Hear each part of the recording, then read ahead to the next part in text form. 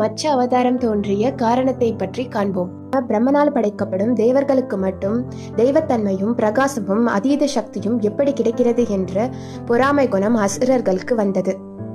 அசுரர்களின் தலைவனான சோமகாசுரன் என்னும் ஹயக்ரீவன் குதிரை முகமும் மனித உடலும் கொண்டவனாக இருப்பான்.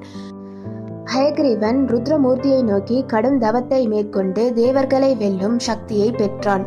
பிரம்மதேவர் ரிக், யஜுர், சாம, அதர்வன எனும் 4 வேதங்களை கொண்டு உயிர்களை படைக்கிறார் என்பதை ஹயக்ரீவன் அறிந்து கொண்டான். அந்த 4 வேதங்களை கவர்ந்து செல்வதற்காக ஹயக்ரீவன் காத்து கொண்டிருந்தான்.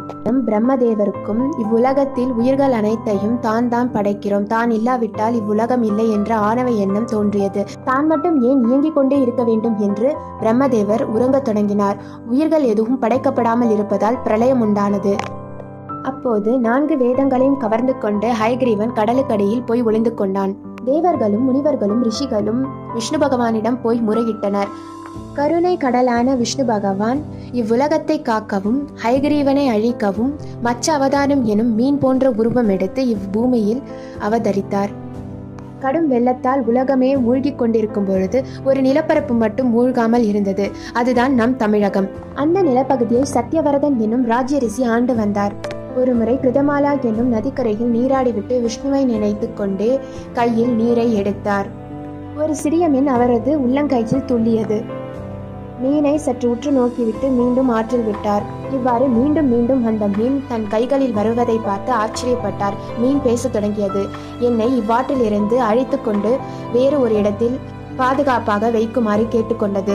சத்தியவரதன் அச்சிறிய மீனை தன் கமண்டலத்தில் எடுத்துக்கொண்டு அரண்மனைக்கு சென்றார். அரண்மனைக்கு சென்று பார்க்கும் பொழுது கமண்டலம் அளவு பெரிதாகி இருந்தது. ஆச்சரியம் அடைந்த சத்தியவரதன் மீண்டும் இன்னொரு பாத்திரத்தில் மாற்றினார். பாத்திரம் அளவு அது பெரிதாகி இருந்தது.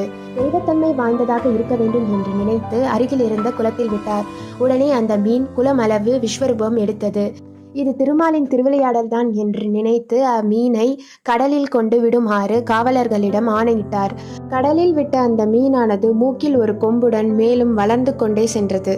சற்று நேரத்தில் வானில் ஒரு அசரீரி தோன்றி, சத்தியவரதா, இன்றிலிருந்து 7வது நாள் நீ பார்த்து கொண்டிருக்கிற கடலானது பொங்கி எழுந்து இவ்வுலகத்தை அழிக்கப் போகிறது. அதனால் உடனே சென்று நாட்டு மக்களையும் சப்த ரிஷிகளையும் காடுகளில் வாழும் விலங்குகளையும் பசுக்களையும் உணவு தானியங்களையும் மருத்துவ மூலிகைகளையும் ஓரிடத்தில் சேர்க்குமாறு சொன்னது. எல்லாவற்றையும் ஒன்று சேர்த்து ஊழித்தேர் எனும் படகில் ஏற்றி அம்மீனின் மூக்கில் கட்ட சொன்னது. சத்தியவரதனும் அவ்வாறே செய்தான். பிரளயம் உண்டானது. உயிர்கள் அடங்கிய அப்படகை இழுத்து சென்று தன் சக்தியால் உருவாக்கின நிலப்பரப்பில் பாதுகாப்பாக வைத்தார். பின்பு கடலுக்கடியில் சென்று ஹயக்ரீவரை வென்ற 4 வேதங்களை மீட்டெடுத்தார்.